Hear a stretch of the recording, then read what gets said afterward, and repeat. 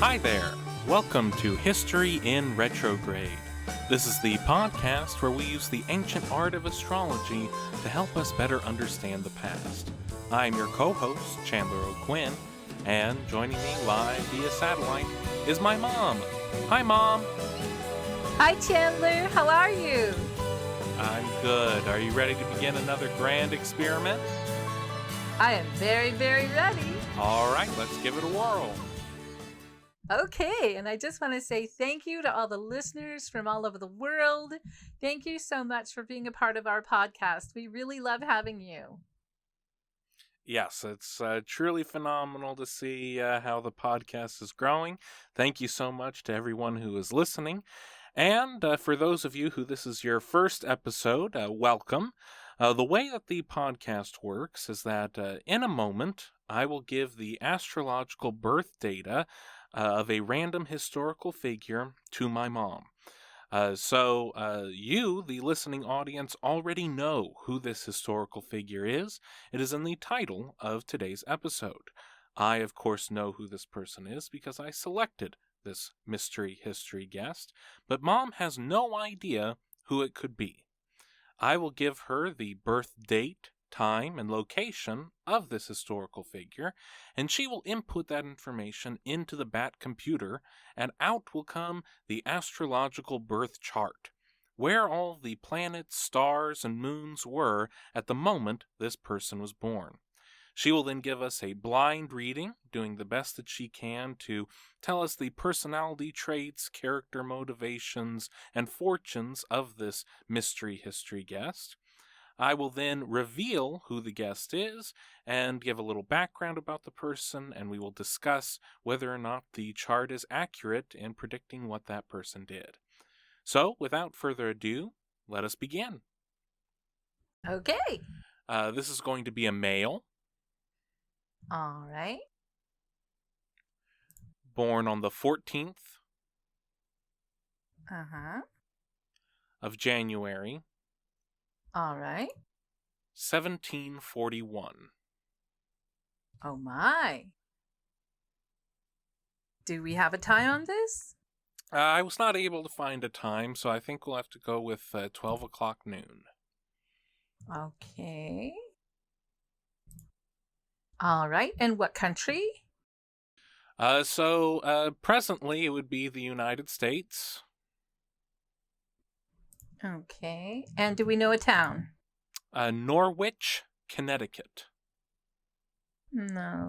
Okay. All right. So this is a male born January 14th, 1741 in Norwich, Connecticut, which was a colony, one of the British North American colonies at the time, but has since become part of the United States, and this person actually had a pretty big role in that happening. Wow. Okay. Very interesting. All right. Always dynamic.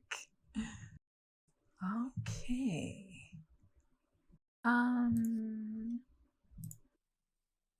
right. Let's start with, as I like to do, North Node. This person has North Node in Cancer at 4 degrees in the 3rd house. Interesting. Also conjunct. Wait a minute. Why?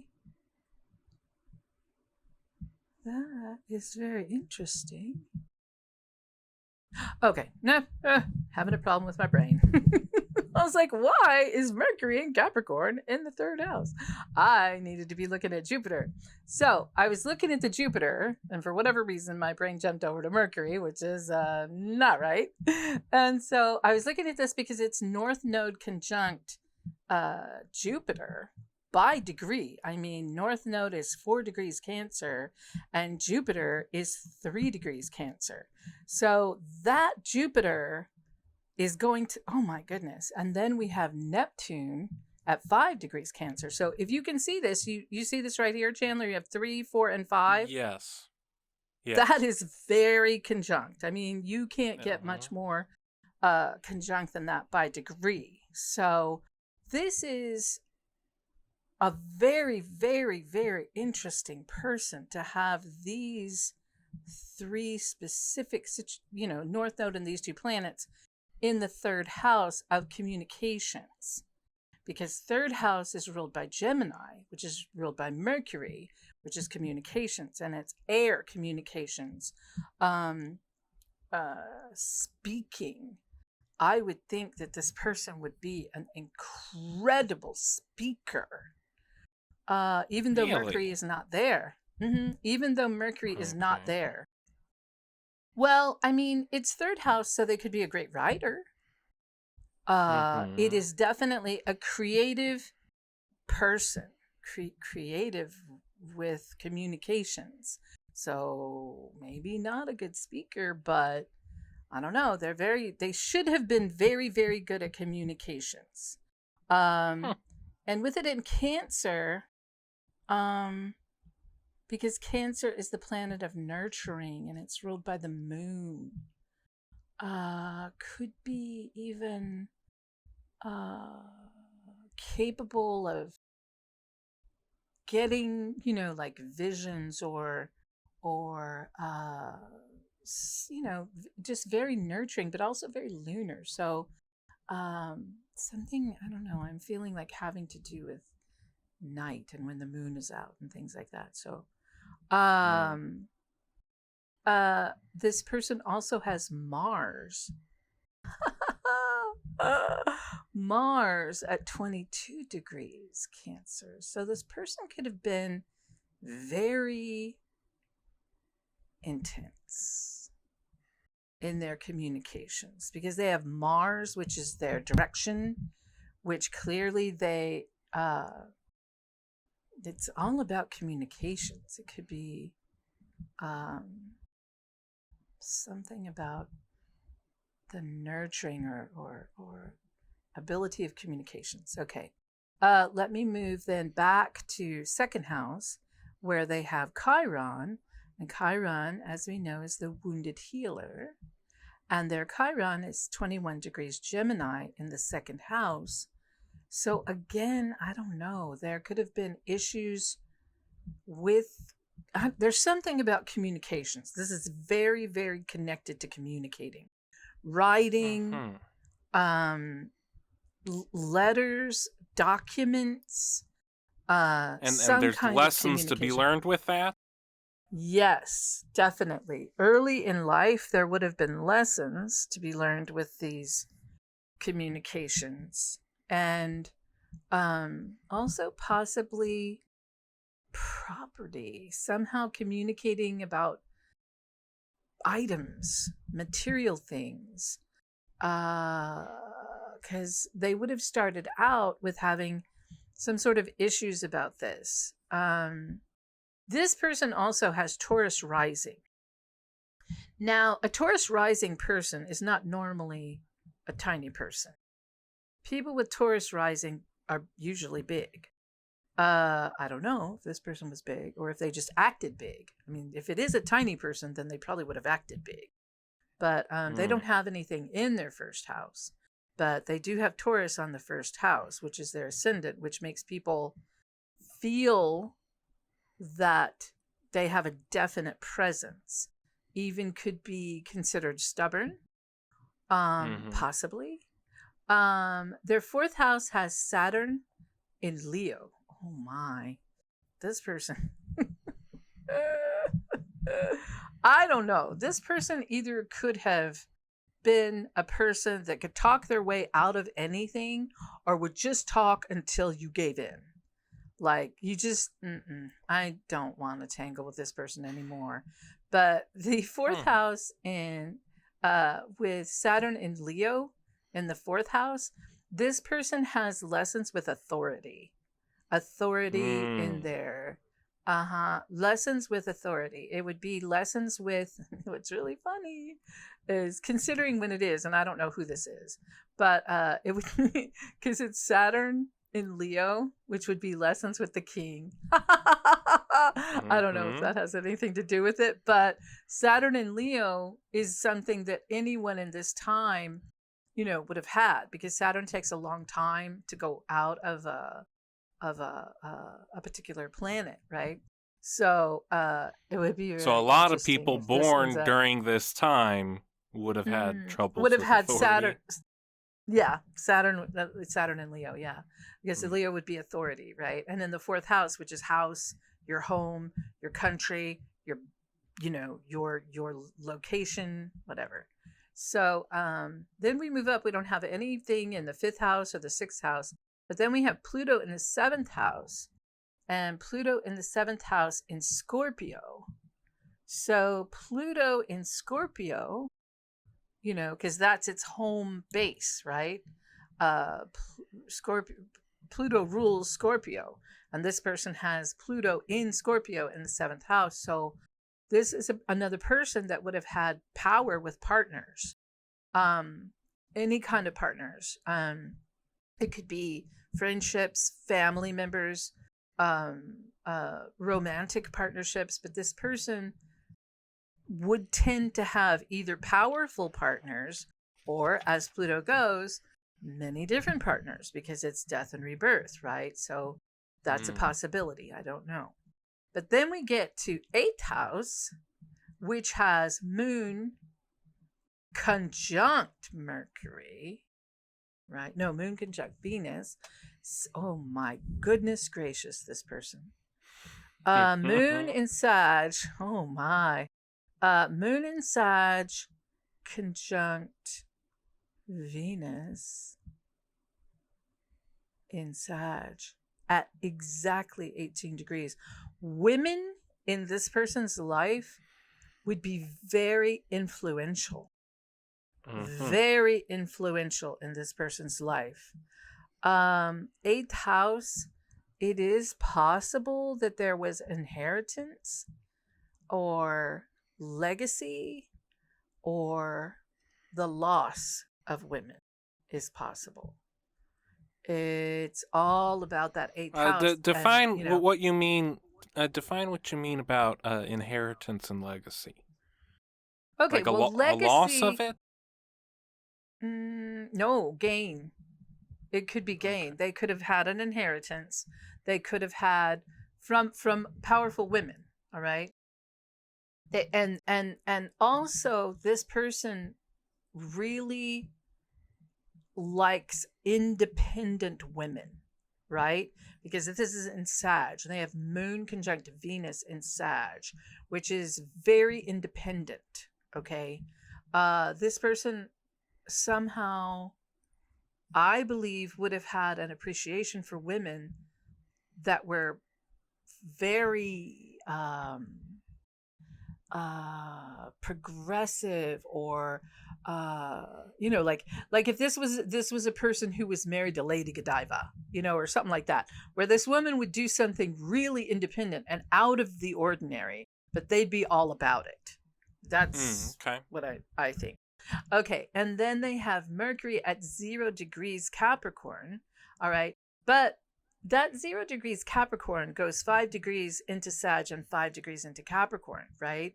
So having that Mercury there in the eighth house, again, that's a very powerful place to have Mercury. And it has to do with all the things that are Scorpio and ruled by Pluto, which is power and death and rebirth and legacy.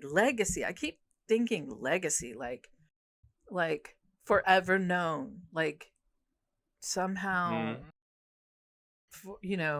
this is a legacy. And then going into the ninth house, which is Uranus. And ninth house is ruled by Sagittarius, which is ruled by Jupiter, which is expansion, philosophy, religion, travel, all of these things.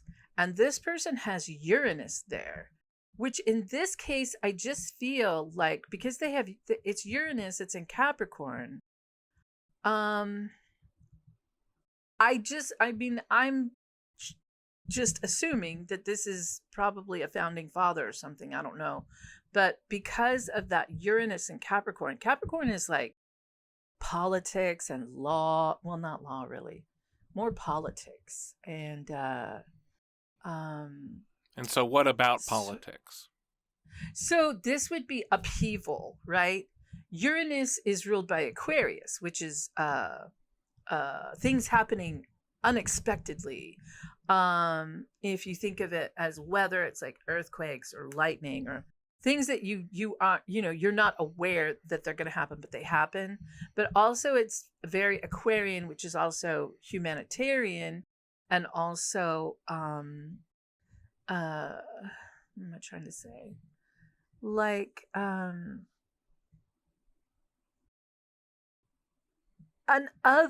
new way, like an Aquarian way would be the new way, right? But it's in Capricorn, Mm-hmm. so it's almost like new politics, a new way, right? Because it's Uranus and it's unexpected. It's unexpected, but it's also a new way of being humanitarian, if that makes any sense. Am I making any sense at all? Yes. Okay. Then we have 10th house, and their sun is in the 10th house. And their sun is in Capricorn at 24 degrees in the 10th house. So, having their sun in the 10th house, first of all, anyone who has sun in their 10th house tends to have a very, it can be very career based, okay, as opposed to work, which is 6th house, okay. This is about career. This is on your midhaven, and this person has Aquarius on their midhaven. Technically, their midhaven is 22 degrees Capricorn, but then that house of that 10th house goes into Aquarius. But so this person, I believe, would have been very career. I don't know. I mean, I don't know who it is, but maybe career politics oriented. Like this is just what their nature would have been. Am I close? So, his sun in Capricorn is Mm-hmm. what's attracting him to establishment. Mm-hmm. I think that having a sun in Capricorn would make you very businesslike. It would make you very control. You would either want to have control or you would have an ability to be in control. Now, the other side of that is having this moon and Mercury in Sagittarius, which would give you, this fire uh, in your emotions. So this person wouldn't have been as controlled as a Capricorn that would have other planets in more earth signs, like if they had Virgo or even Taurus. It would this has more fire to it. So this person could be a successful business person, right? Mm-hmm. Who has kind of like futuristic ideas about philosophy and has the fire in the belly to go after that in the most business-like manner possible, but also have very powerful partners and be very creative and lucky with how they manifest these things. Does this make sense? Yeah, there's a lot of this that makes sense. Okay. So do you have any questions? Yes. So, what profession would you think that this person would be going into? Well, their Mars is in the 3rd house in Cancer. So, I mean, the sun is in the 10th house in Capricorn. So I would think a businessman, some sort of Okay. businessman. How would this person deal with money?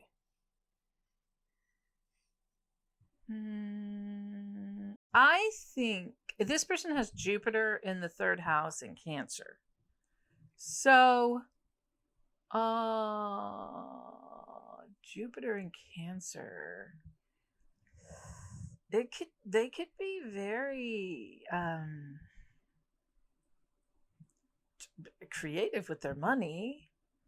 But they also, see, they have that Chiron and Gemini in the second house. And the second house would be where you would look for money. And they could have had hard times, probably at the beginning of their life, where money is concerned. And they, but they have Venus. They have Venus. Venus is also like your money. And they have Venus in Sag. So people who have Sagittarius planets can be very benevolent with their money. It's in the 8th house. They might have had a lot of money to party with. I don't know. Okay.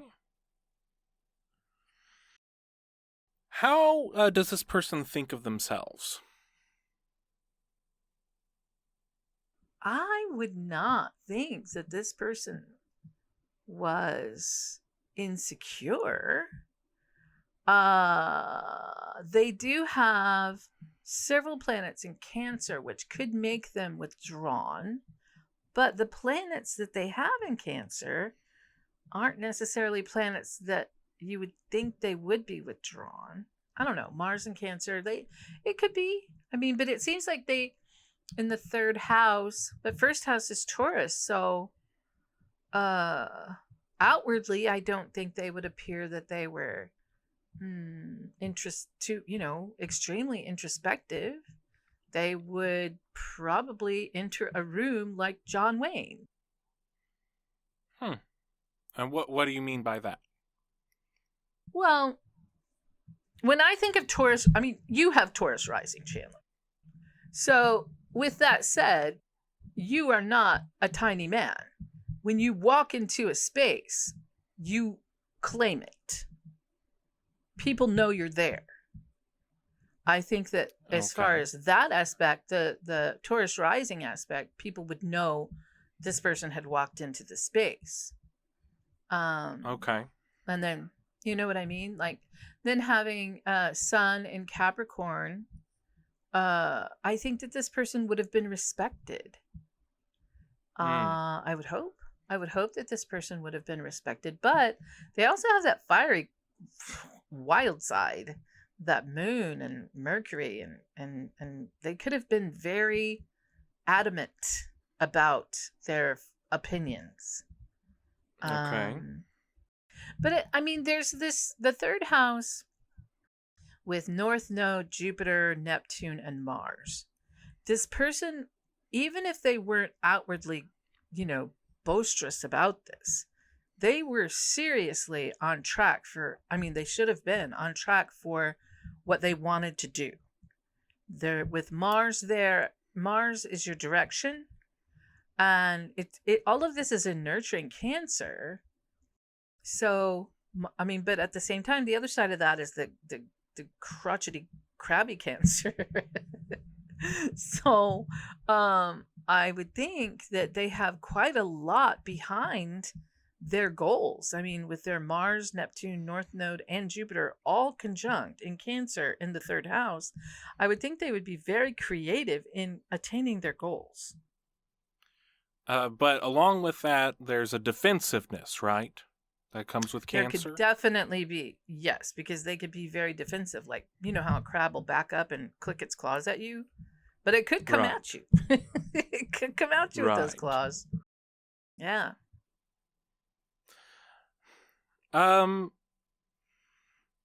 What role would honor play in this person's life?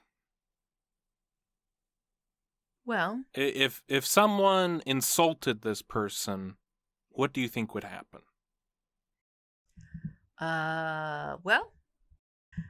This person has Moon conjunct Venus in Sagittarius in the 8th house.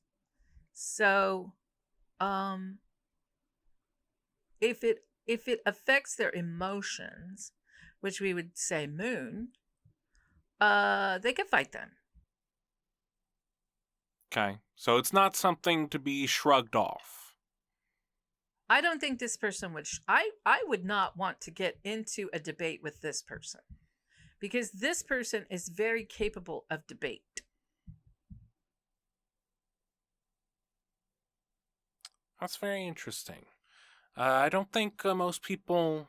I think that this is a valuable insight into this person because the written word and the spoken word are not necessarily what are associated with this person. So this is very interesting. Um, Well, I mean, it could yeah, be legal. It could be a lawyer if you go that yeah. direction. That's not either what he's really associated with. Ah, okay. I have no idea who this is. I don't have any idea, but I'm just they could be very creative, but not Yeah. so much. I mean, there's nothing in their fifth house, but that third house, I mean they could be a very creative communicator. Neptune is imagination and, you know, psychic abilities and abilities to create. And then having Jupiter conjunct that, this could be a very creative driven person. Mm-hmm. Yeah. Um, does credit matter to this person? Is he capable of just seeing that a goal can be achieved and achieving that goal, and whoever gets the credit for it, it doesn't matter? Or is it very important to him that he receives his due credit? Well, this is a person with Sun in Capricorn in the 10th house. And I believe Capricorns like to get credit for what they do. So I don't know that this person, I mean, if it's a creative thing, maybe that Cancer would allow it.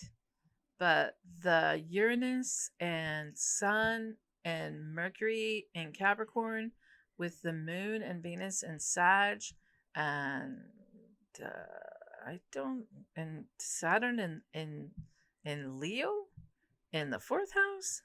I don't know that this person would be okay with just taking a back seat. Mm-hmm. What sort of a romantic partner would this person be attracted to? A powerful one. This person would want to be with a powerful, independent woman if they're heterosexual. And having Pluto in the seventh house in Scorpio, I can only imagine that she would be very alluring. And but then also he's got that Moon and Venus in Sag, so he might like an alluring woodsy woman, someone Hmm. who is very independent and very independent. That's what this Okay. person should enjoy. Someone like someone who could easily take care of themselves if they had to, and everybody Okay. else. Okay. Is there any information you can get about what his parents might be like?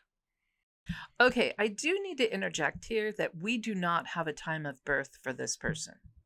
And Mm-hmm. we are literally just going on the guess that this person, we just put in that they were born at noon. Okay. Right. So technically, all of these houses could be off, every one of them. Okay. And we could have all of this information in all the wrong houses. Okay. So you asked about the parents. Mm-hmm. Is that what you said? Okay, Yes. so when you look to the parents, the son is the father, and I would say that, and that isn't going to change, right? It doesn't matter what house it's in. That's not going to change. So the father would have been very Capricorn-like, probably not necessarily very. Um, he would have been very fatherly because Saturn rules Hmm. Capricorn. So you would hope that that person would have been very fatherly. And then the mother would have been more independent because this person has Moon in Sag. So the mother would have been a more independent, free thinker kind of person, should be. And that has nothing to do with the time of birth. But I have a feeling whenever we do these charts where we don't have the exact time and we put Yeah. noon in, I feel like that things get thrown off. So we need to go back to, what do these specific things mean? What does Sun in Capricorn mean? What does Moon in Sagittarius mean? What does Mercury in Capricorn mean? You know what I mean? We need to get a little bit more into those areas when we're doing these charts that we don't have a time for, because it's really hard to place planets in houses that aren't making any sense. You know what I mean? Yeah. Or it might be making sense, but I don't know. Whenever we just randomly put noon in there, somehow things go awry. So this person has Sun in Capricorn, Mercury at 0 degrees Capricorn, which puts it right exactly on the cusp, and Uranus in Capricorn. So Sun, Mercury, and Uranus all in Capricorn. That's gives you kind of an unexpected controlled way of dealing with certain things. Then you have Mars, Jupiter, North Node, and Neptune in Cancer, all in the third house. Well, we don't know if they're in the third house, but it conjunct in general. That's going to be very emotional. Cancers have a lot of emotion. They're a water sign, right? So they can be very emotional, and that can turn to anger. Whatever it's going to be, like, it's possible that this person with all this Cancer and Jupiter in Cancer, which is like, ooh, it's like just blowing up a balloon, right? Because it's Jupiter, could have been emotional in a way that isn't, I don't know how to describe it. It's clearly not fire because it's water, but they had the ability. I mean, a water can be a hurricane. A water can be a tsunami. Exactly. It can be destructive. That's what I'm saying. Yes, water can be very destructive. So yes, you just said what I was trying to put into words. So yes, absolutely. And then Pluto in Scorpio is death and rebirth. It can also be, the ability to interact with, having certain abilities. Not the same as, having, like Pluto and Neptune or whatever. It doesn't necessarily make you real super psychic or anything, but it definitely gives you the double whammy on the power and the death and rebirth and all things that Pluto rules. And then having Saturn in Leo, this person would have had to learn or deal with authority figures, deal with things that, leaders and possibly children and entertainment, children in the house, children in the home, fourth house. So also with house, home, country, neighborhood, this kind of thing, fourth house. Is that helping? Because I feel like we're off on this one because I don't think we have the right time. Yeah. I mean, there's a lot of things that are very true to this person. And I'll let you know, and, everyone who's listening who knows anything about this person knows that there's one character trait that this person is defined by. And I think a lot of that character trait is a nature versus nurture sort of thing that he was sort of pushed into. And we'll figure more about that as we after it's revealed and as we talk about this more. But there are a lot of things that are very true to what this person did and what this person's interests were. I just don't the aspects of there are definitely things to be learned about communication for this person, but I don't think there's a lot of people who would automatically think of this person as a great communicator, as a great speaker, as a great writer. That's not something that we associate with him. Now, that could be because that's just something that we don't, that isn't highlighted in the history books, that he was this way, but that didn't communicate over the ages, or that things got mixed up because we chose the middle time that you can choose. We chose noon as that time. I think it is directly related to us choosing noon. I really do. I think that we just have things off kilter because I'm sure that this person was a very known person, and clearly having groups of planets, this many groups of planets together in general, just adds to that. It just puts layers and layers on top of layers. So I feel like in this situation we do not have the right birth time, because I think if we did have the right birth time, everything would fall into place and it would make more sense.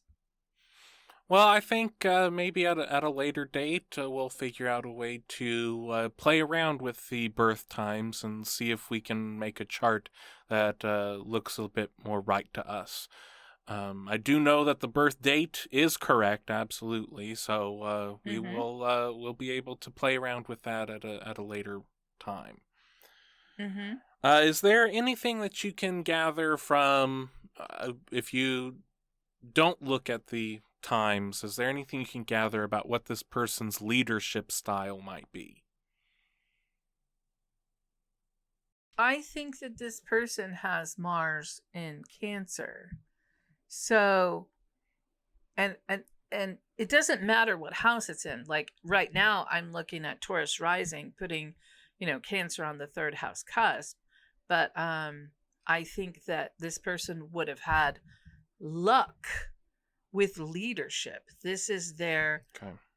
Their north node is in Cancer, conjunct their Jupiter in Cancer, conjunct their Neptune in Cancer, and then conjunct Mars. Now that Neptune can make things a little less clear. Neptune can put a veil over things, so it could make this person a little more confused or less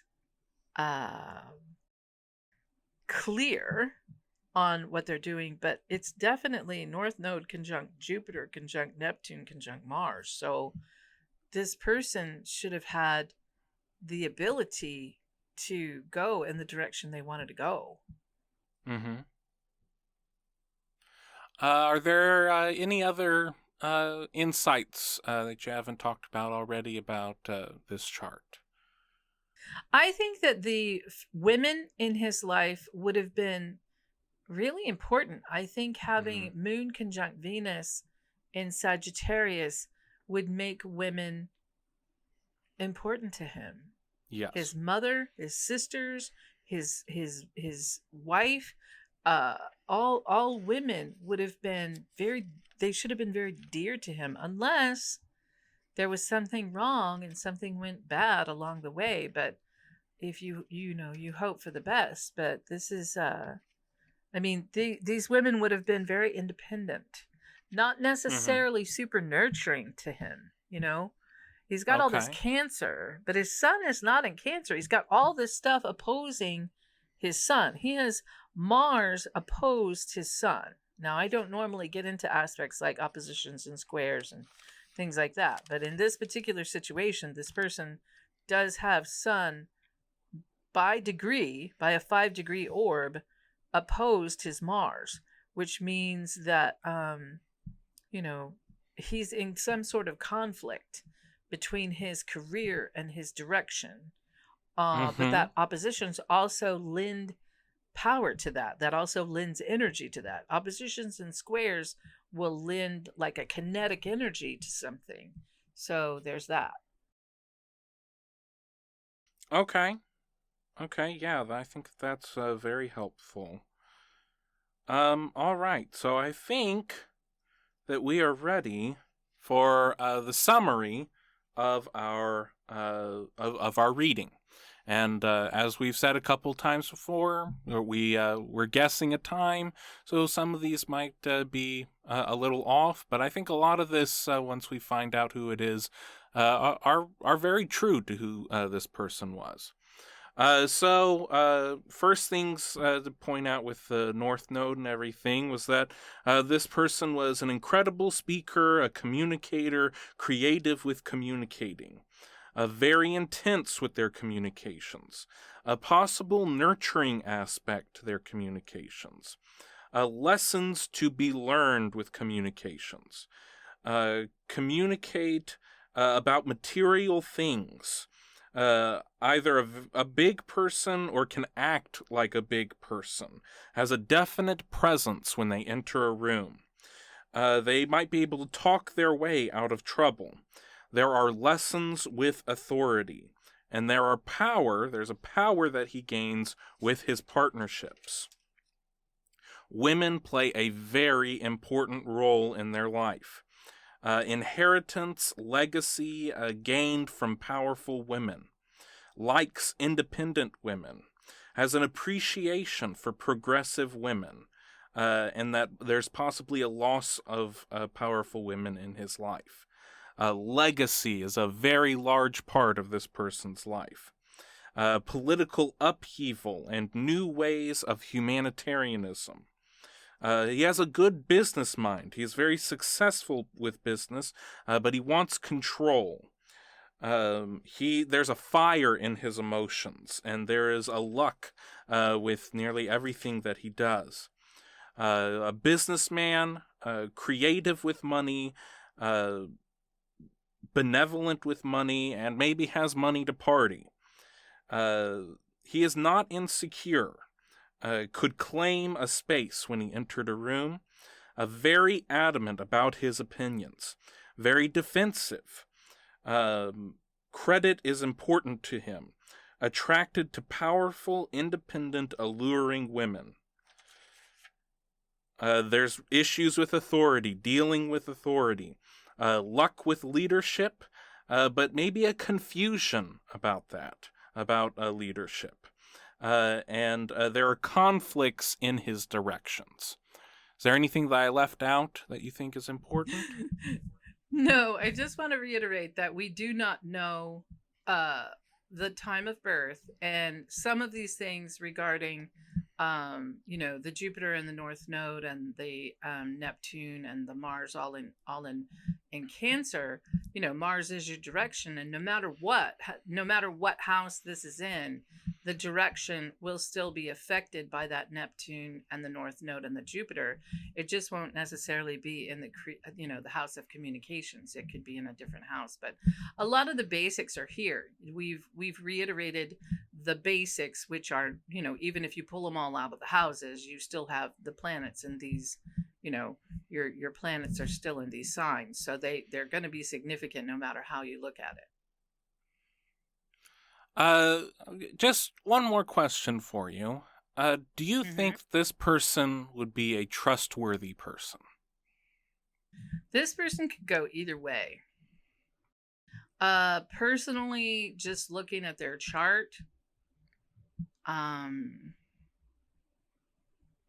would hope that this person would be trustworthy. I wouldn't, but I don't normally look at the dark side, Capricorns can go either way, man. They can be very manipulative, or they can be very fatherly, They can be super sneaky and very criminal, like white collar criminals, or the leader, the leader of the mob or whatever. They don't want to get their hands dirty.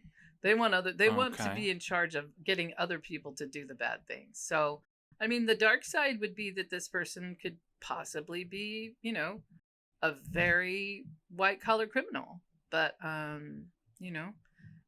would hope they weren't. But at the same time, with all of this Cancer opposing all that Capricorn, anything can happen, It's like the one chart that I was looking at, and I was like, wow, this could have been a really great humanitarian person, but they were a horrible, horrible person. So, Would you like to know whose chart you've been reading? I'm kind of scared because I feel like I'm totally lost on this one, but yes, I would. You are looking at the astrological birth chart of Benedict Arnold. Oh! Okay. Okay. Yeah. Well, Capricorn's going to do what they're going to do for Capricorns. You know what I'm saying? They are going to do what they need to do for them. And that is a very that would also kind of be a Scorpio trait, but in this that makes sense. And so I'm really interested to hear your the history that you have of Benedict Arnold, because I feel like when you start revealing the history, I'm going to be able to connect more things, because I don't really, I mean, everybody knows who Benedict Arnold is and what he did, but, he's a traitor. But, I think that we're going to find more information from you, because didn't he start out as a patriot? I can't remember. Well, in order to be a traitor, yeah, you have to, you can't start the whole war against the Americans and become a traitor. So, yes, for those of you who may not know, Benedict Arnold, I'm not sure what his reputation is, if anyone knows outside of the United States and England who this person is. But in the United States, Benedict Arnold, his name is synonymous with treason. If you call someone a Benedict Arnold, even though this happened over 250 years ago, everyone knows today, in America at least, that you're calling them a traitor. But Benedict Arnold took a very long and arduous path to that decision. He was one of Washington's most trusted generals. He was one of the most lauded heroes of the Revolution. That is what made his decision such a betrayal. He wasn't just some lackey on the side. He was the most trusted, one of the greatest generals, and really there would not be a United States without him. And then he decided to go against the American cause. That is what the injury was so devastating, and why we remember him to this day. So, Benedict Arnold IV was born January 14th, 1741, in Norwich, Connecticut. He was the second of six, born to Benedict Arnold III and Hannah King Arnold. The Arnolds it was a long line, and specifically of Benedict Arnolds. They came to the colonies in the late 1600s, were instrumental in the founding of Rhode Island, and each generation always named their firstborn son Benedict Arnold. Had a great reputation in the early colonial North America. Benedict Arnold IV, Benedict Arnold III, this is the father, he apprenticed to be a cooper, which is a barrel maker. And from that, he started getting into the merchant business, and he was a very successful merchant, and he would travel all across colonial America, to the Caribbean, to England, getting things for his merchant shop in Norwich, Connecticut. He would marry the widow of the man that he was working for. So that was Hannah King.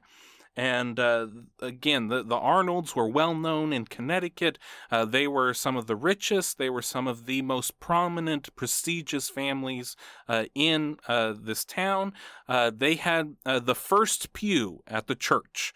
So every Sunday they were there, the first pew, the most important spot you could have in the community. And this being 1700s New England, very much a Puritan religion, a Calvinist religion. God has already selected who is going to heaven and who is not, and who is the elect and who is not, and there can be arbitrary decisions about that God just makes on a whim as to what your fortunes or unfortunes will be, misfortunes will be. That very much happened in the Arnold household. There was lots of illness. Out of the 6 children, 4 of Benedict Arnold's siblings would pass away. hard times would follow. Benedict Arnold's dad, so again, that Arnold III, he started not caring about the business. He started spending much more time in the tavern drinking ale than going out on his business trips and getting things for the store. Benedict Arnold was all set up to have a bright future. He was supposed to have a very intellectual upbringing. Everything was in line for him to attend Yale. And at this time in the mid-1700s, it was a fraction of a fraction of a fraction of a percentage of people that could go to college for an education. Everything was set up for that, but then once the Arnold business fell on hard times, that future was done away with, and he was then set up to be an apprentice to an apothecary. One of his mother's cousins ran one of the largest mercantile stores on the Old Post Road that connected New York to Boston.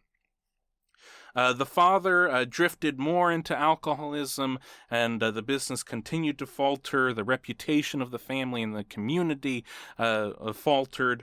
While all this is going on, the French and Indian War breaks out.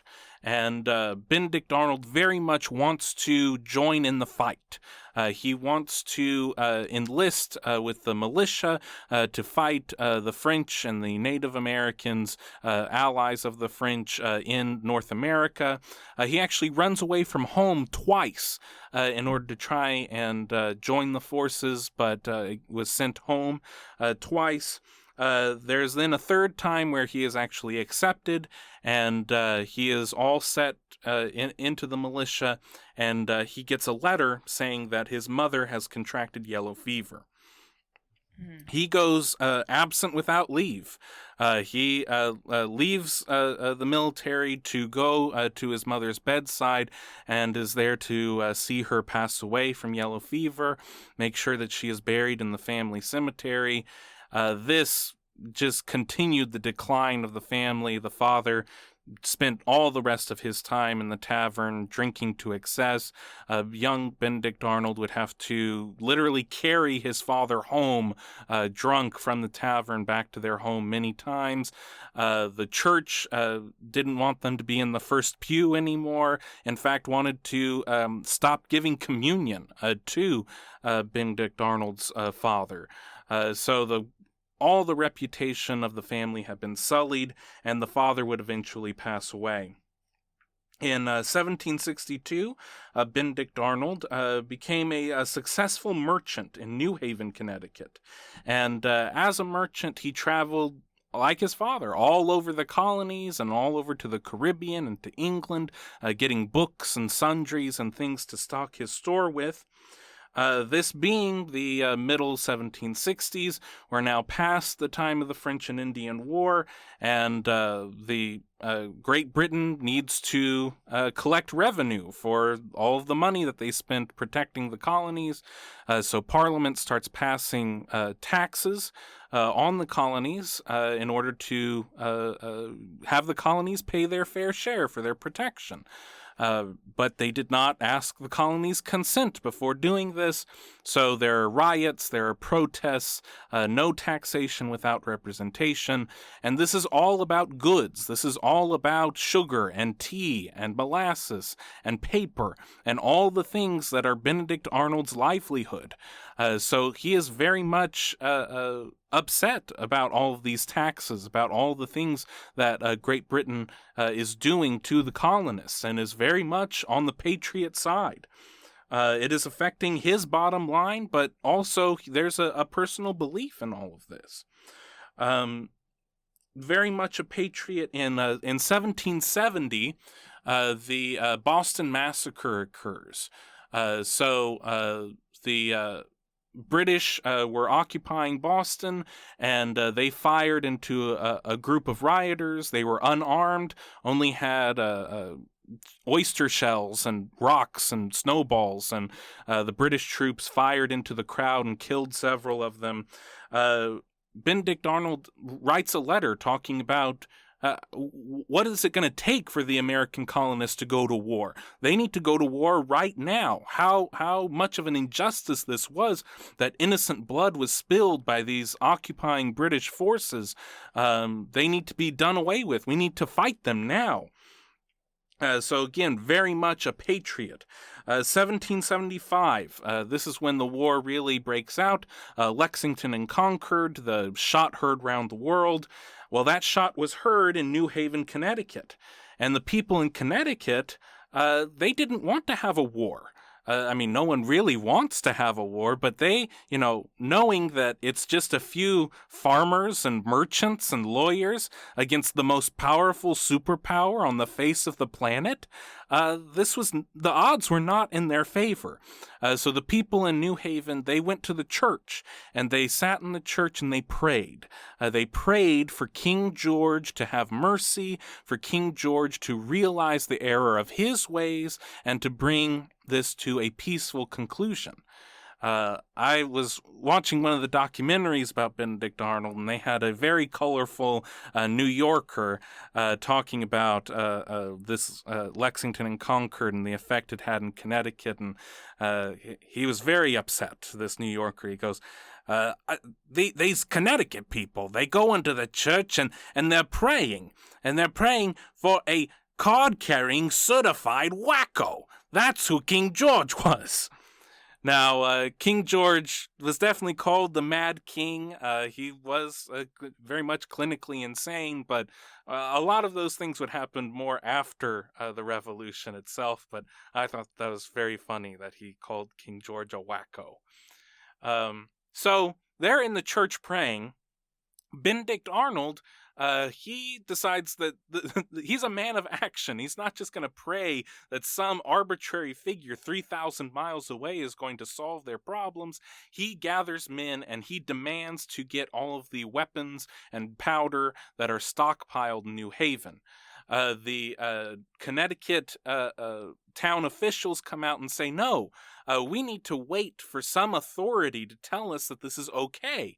We need some authority to say that it's okay for the militia to go out. Benedict Arnold says that I don't have time to wait for some authority. I am going to take it right now. And so he gathers the men and they go to Lexington. They join the thousands of people that are there at Lexington to push the British out. And Benedict Arnold very much starts his way into the American cause. One of his first things is he convinces the Massachusetts militia that they need to launch an attack on Fort Ticonderoga. Benedict Arnold had been a merchant. He had been all over the colonies, and he knew that there was a fort in upstate New York. It was one of the premier forts in the English military.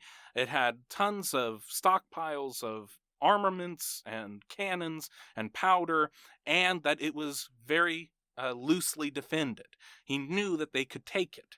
And so he convinced the Massachusetts militia, and they sent him with men to go take Fort Ticonderoga.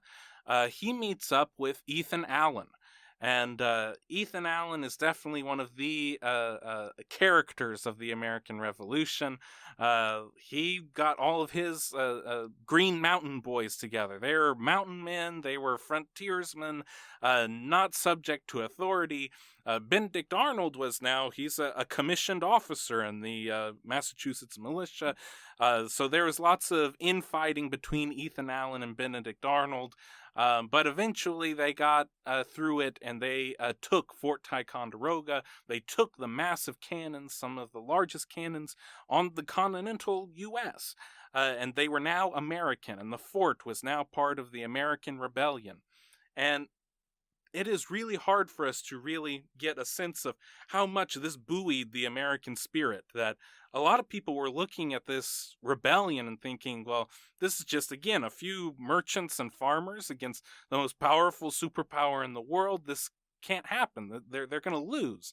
But the fact that they were able to take one of the biggest forts, Fort Ticonderoga, and that Benedict Arnold was the man who got that done, This was he got a reputation from it, and some people actually started giving him a bad reputation for it. And the people at the Second Continental Congress didn't really appreciate his brash, man of action way of doing things. But Benedict Arnold, he starts writing to Congress saying that now that we've taken this, the new object should be Canada. We need to take Canada, make Canada the 14th colony in the United States. Now, for us today, we know Canada as our lovely neighbors to the north that stretch from Atlantic to Pacific just like we do. But at this time, Canada really just consisted of 2 cities and a river. So it was Montreal and Quebec. And so Benedict Arnold says they don't even know there's a war on. This is vital land that the British could use to launch an attack against us. We need to take it now. And so the Congress agrees, but they don't agree that Arnold should be the one leading that attack. And so they send someone else. Arnold goes to George Washington, the commander-in-chief of the Continental Forces. Washington loves Arnold. Washington loves that he's a man of action, that he gets things done. Washington gives Arnold another command and gives him the same objective. Take men, go and take Quebec. Arnold gets up to Quebec. He leaves with about 1,100 men. 500 are gone by the time he reaches Canada. 300 desert, and another 200 die on the way up there. And time is running out for all these men because their terms of service, they signed up for a year, and that year is coming up. And in fact, it comes up on New Year's Day of 1776. So on December 31st, the last day that they had all of these men, is when they launched the attack. And so Benedict Arnold, he achieves his goal. He gets into the lower part of Quebec, but the other forces don't make it past the walls. It's a big fiasco. There's a firefight that ensues. Benedict Arnold is actually injured. He gets a musket ball to the leg. So this was a big fiasco. But again, everyone knew that Benedict Arnold, he was not a coward. He was a very brave and brash and bold commander. He stays up in that northern region throughout 1776, and in the fall of 1776, the British start launching a counterattack into the colonies. The objective of the British is to cut off New England from the rest of the colonies. They know that most of the patriot fervor is going on in Massachusetts, so if they could cut off New England from the rest of the colonies, quell the rebellion, everything can be settled very fast. So the major objective is to cut pretty much a line in New York State, or now New York State. And so Benedict Arnold spends the whole summer and leading into the fall preparing a fleet, building boats to counterattack the British, who are also building boats, who are going to go down Lake Champlain and then try and go down the Hudson. So he builds the fleet, and then he's already a general in the Continental Army, but he makes himself a commodore in the Navy too, because he just takes these boats and starts the attack and goes through all of these maneuvers and catches the British off guard. But still, it's the British Navy. It's the most powerful navy on the face of the planet, and they were able to destroy a lot of these American ships. Eventually, it gets to Valcour Island. This is like the last little spot. If the British were able to push through here, they could take Fort Ticonderoga back and take New York and be in a very good position to end the war. Benedict Arnold has lost most of his ships, most of his men. He is on one ship, manning one cannon at the front of the ship. There are 5 British ships that are circling him. He is there for 2 hours, fighting with one cannon against 5 British ships, just loading, firing, loading, firing. The British take damage, but they still have a lot more ships and a lot more men than the Americans do. But when they see this one man manning this one boat and this one cannon and the damage that he can do, the British say that we don't have enough men to take. If there's two, what damage could two Americans do if this is just one? So they decide to turn around and regroup and go up back to Canada. This essentially gave the Americans the breathing room that they needed to resupply, get more men, and continue on the war. If Benedict Arnold had not stopped that British invasion, they would have taken Fort Ticonderoga and very likely ended the war. So this was maybe the second time that Benedict Arnold is directly responsible for the outcome of the American Revolution. The next big thing that Benedict Arnold does is the Battle of Saratoga. So he's, everyone knows about Benedict Arnold, and everyone knows how bold and brash a commander he is. He is Washington's #1 guy. He is Washington's favorite general. He is Congress's maybe least favorite general. He doesn't listen to them. He doesn't listen to politicians. Politicians don't know how to fight a war. He knows how to fight a war. They're just piddling, twiddling, and resolve, like 1776. They're just politicians and bureaucracy, and he doesn't have anybody inside the Congress who is rooting for him.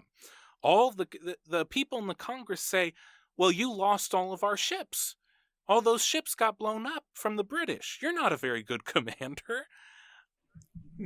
Not recognizing or choosing on purpose not to recognize that had he not done what he did, the war might be over and all those men would be hanging by now. But they pass him up for a promotion. Essentially, because they're playing politics, they want to make sure that all of the colonies are equally represented in Washington's generals. So we need to make sure that there's a general from Delaware and a general from Pennsylvania. And we already have too many generals from Connecticut. So they promoted Arnold's subordinates to be over him. This was infuriating to Arnold, and he decides that he wants to resign. He wants to resign from the Continental Army. He turns in his resignation, and 2 days later, George Washington writes saying, the British have invaded again. They've invaded New York. They've taken Fort Ticonderoga. I need Arnold. I need a man of action to fight them off. So he decides that he's not going to his resignation was not true, and he decides that he's going to re-enter the Continental Army, and he goes to Saratoga. Saratoga is about halfway in between the British objectives. They are coming from the north and the south in upstate New York to try and, again, cut off New England. And the man in charge of the Continental Army at Saratoga is Horatio Gates. Gates is upset that George Washington doesn't like him as much as he likes Benedict Arnold. And he's very upset that, he wants George Washington to like him and doesn't want Benedict Arnold to be there at all. And Gates is also more defensive from a tactical standpoint. So there comes a time in the battle where there are open spots in the British fleet or the forces, and he decides not to push in on those open spots. He chooses to stand his ground instead. Benedict Arnold says that this is ridiculous. We need to take the day. We can possibly do this right now. He takes a third of the men, and he starts pushing back the British forces. He comes back to Gates and says, I need all of the forces to follow me. Gates says, you shouldn't have done what you just did. And in fact, I am pulling you from the field. You have to stay in your camp. He essentially grounds him. You're grounded, mister. You're staying back here for the rest of the battle. This further infuriates Benedict Arnold. That they could have taken the battlefield that day. The next day comes, and again, the forces meet, and it is hours of fighting and men being lost on both sides. And there are open spots in the British forces that are not being capitalized on. And Arnold just can't take it anymore. So he gets on his horse and he starts riding against orders, and he starts leading men, and they start doing charge after charge. Arnold is there in the front with his sword, chopping down these British soldiers, and the men are following him. They finally exploit a spot in the British defenses, and the British start retreating. As this happens, it's towards the end of the day, and Benedict Arnold, his horse is shot from under him, and in fact the bullet enters the same leg that he was injured in Quebec. So he had to be carried off the field. In the next couple of days, the British would end up surrendering that battle. So Gentleman Johnny Burgoyne surrendered. He surrendered to Horatio Gates. Horatio Gates is known as the hero of Saratoga.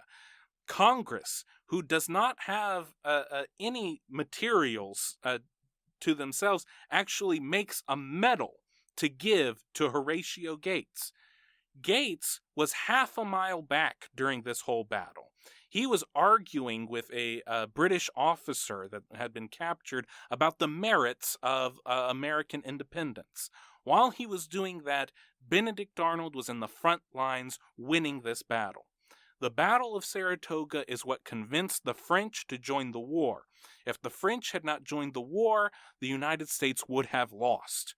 So, by the transitive property, the United States is a country right now because of Benedict Arnold and what he did at the Battle of Saratoga. And what happened afterwards was that Congress continued to reprimand him for not following orders. Had he followed orders, the battle would have been lost. This was not rubbing Arnold the right way. He had now, his leg was completely shattered. It was torn apart. The doctors kept coming in. They wanted to take it off. He kept saying to the doctors, "If you take that leg off, I will shoot you myself." Eventually, they make some sort of strange wooden box to put this mutilated leg in, and he would have to wear a corrective shoe for the rest of his life because he had lost 2 to 3 inches off of that leg. This is the sacrifices that he had given to this cause, and he felt that he was not being properly rewarded for all of these sacrifices. Eventually, George Washington grants him back his superior status in the military order and says, you're not ready for a field command, but I can make you the military governor of Philadelphia. The British had taken Philadelphia shortly after we declared independence, but with the French coming in, the British had decided to go and concentrate their forces in New York. Washington sends Arnold in to be in charge of Philadelphia, and the people in Philadelphia, both the Patriots and the Tories, the Loyalists, are kind of upset with Arnold because they want to run things themselves. The Patriots are upset because Arnold won't let them hang all the Loyalists, and the Loyalists are upset because Benedict Arnold had won all these great victories. While all this is going on, Benedict Arnold is trying to make his way through Philadelphia society, and he meets a young woman named Peggy Shippen. Peggy Shippen is 18 years old. Benedict Arnold is in his 30s, but the two hit it off. Peggy Shippen is... her story gets very convoluted, but I think today most historians would say that her family were neutralists. They really just didn't want to take a side in the war. Well, that means that to the Patriots, she was a loyalist, and she liked all the British people. So Benedict Arnold eventually marries young Peggy Shippen, and Peggy Shippen had connections to British High Command. She had actually been courted by British Major John Andre. So some people say, well, Peggy Shippen seduced Benedict Arnold and got him over to their side and got him to be a traitor, and she was a spy in this ring the whole time. I think now we can recognize that she was probably more of a tool, that Benedict Arnold already had lots of grievances with the Patriot cause, and maybe not so much the cause as the execution of that cause. That it was all about politics. It was all about these meddling politicians not giving him the credit that he deserved. And so he was already in his mind thinking that he wanted to really show them. He was going to show them that how important he was, because if he defected, then the whole cause would be over. In fact, even before he marries Peggy Shippen, there is a letter that he writes to George Washington, and he says, "I wish you all of the luck in your cause." Not his cause, not our cause. Mm-hmm. He is writing, it's your cause. This is your deal now. I want out.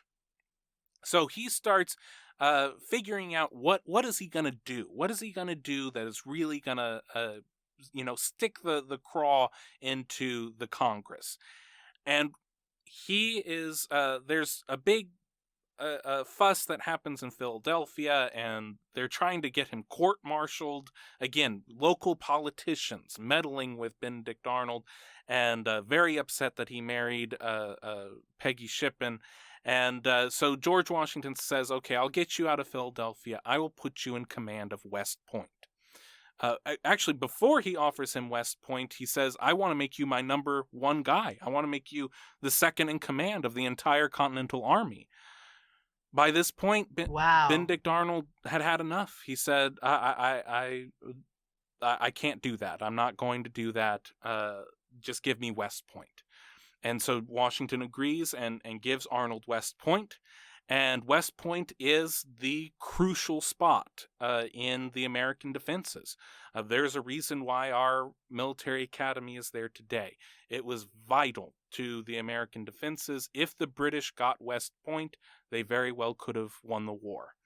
And Benedict Arnold decides that he's just going to hand it to him. He's going to hand it to him on a silver platter for about 120,000 pounds of silver and a command in their army. And so he makes all of the arrangements with John Andre. And as the story goes, he gives all of the plans, where the weak spots were, how this whole thing was going to happen. And he gives it to John Andre, and Andre sticks it in his boot.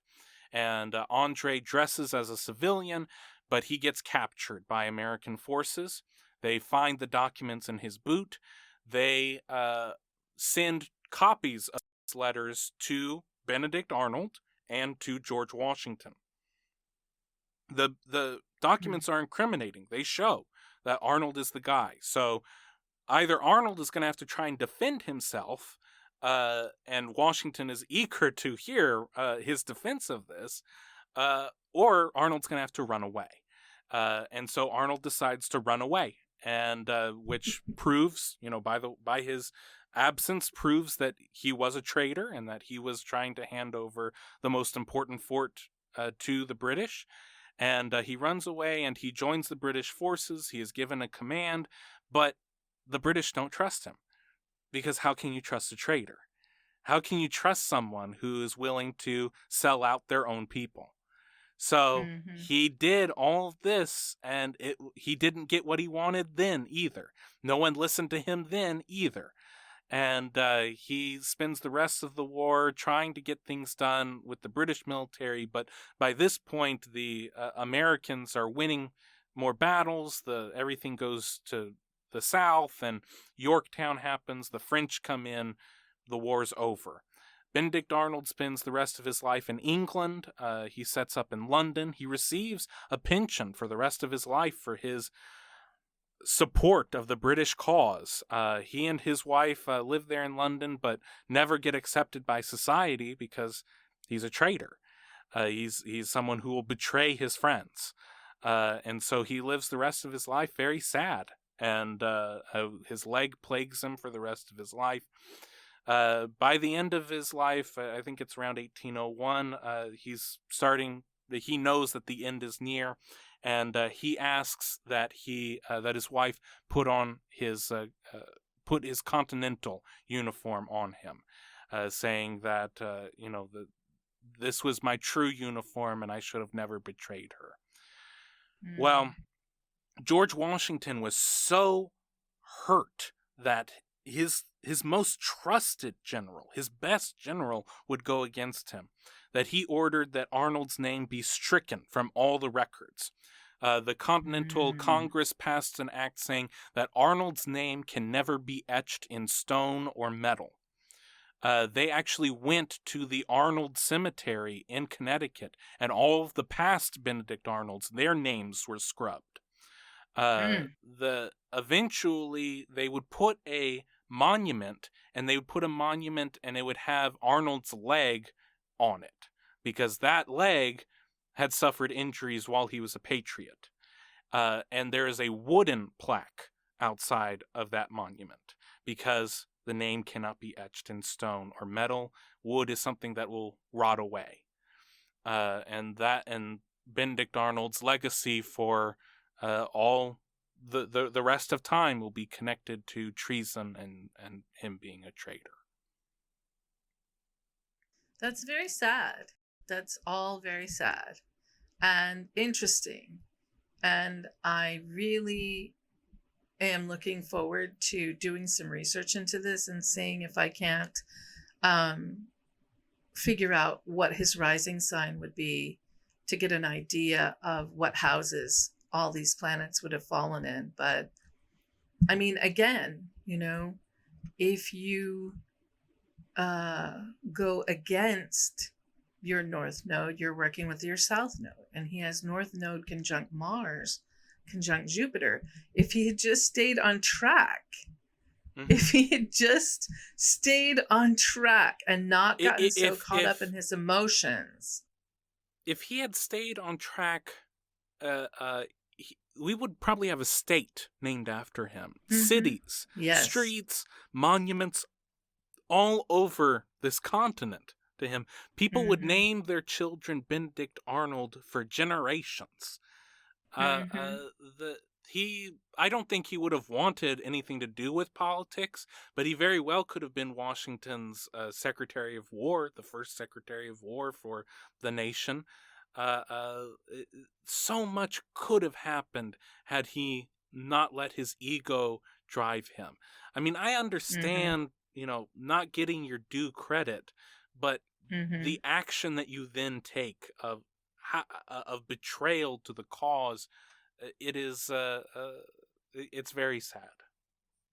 It's very, very sad to think about this person who was willing to give everything and then get so wrapped up in the politics of it that they literally are willing to sign over a country that is trying to emerge in a revolution. That's just very sad. That's very, very sad.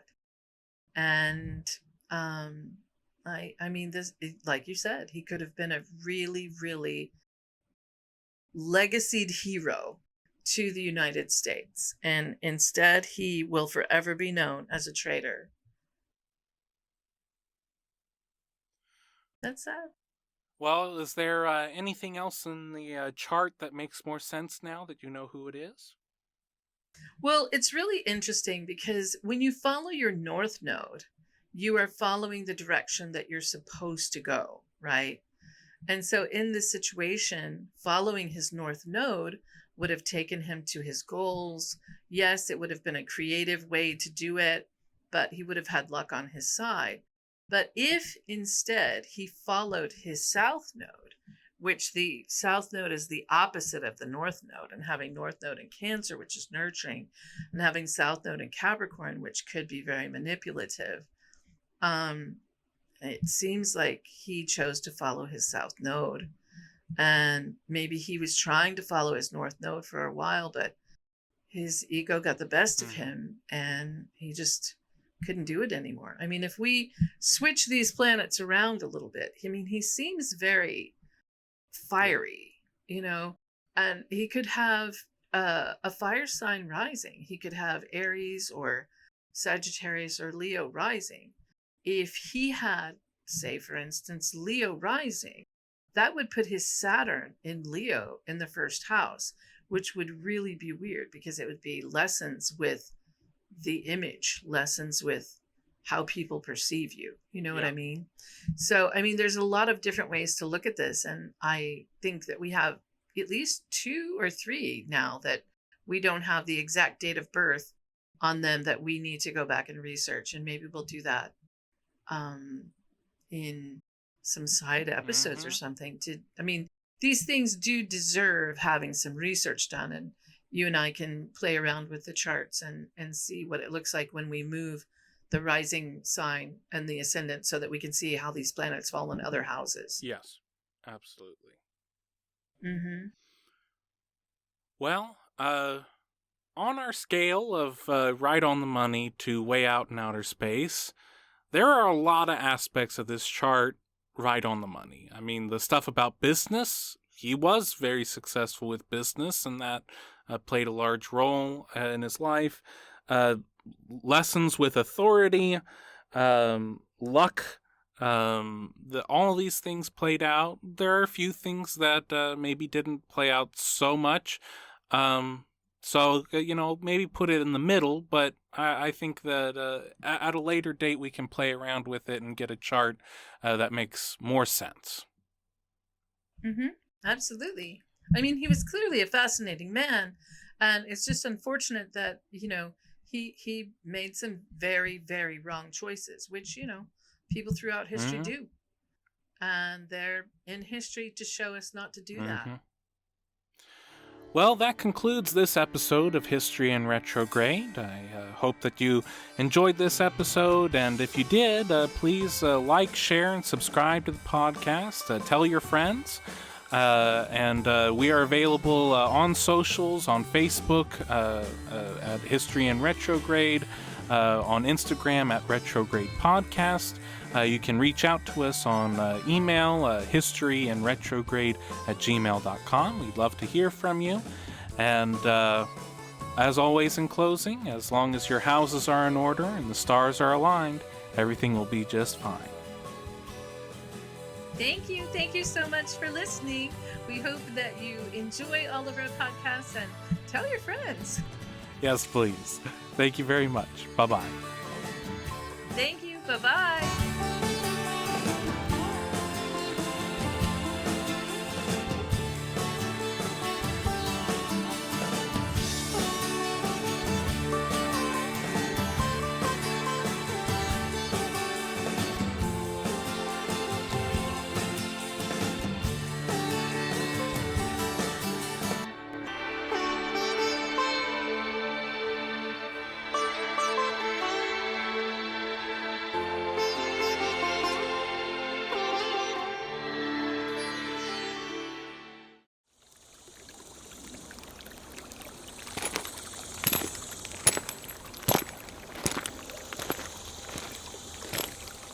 Salal Creek Studio.